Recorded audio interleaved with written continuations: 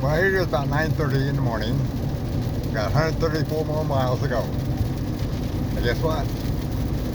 I finally ran into the sprinkles. Yeah.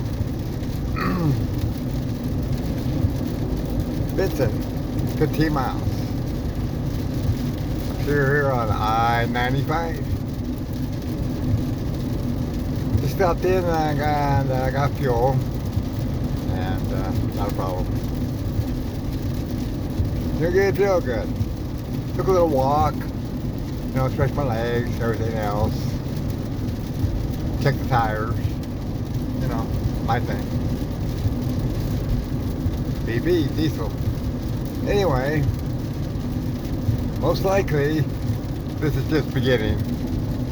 I'm going to Tabor City, North Carolina, 134 miles.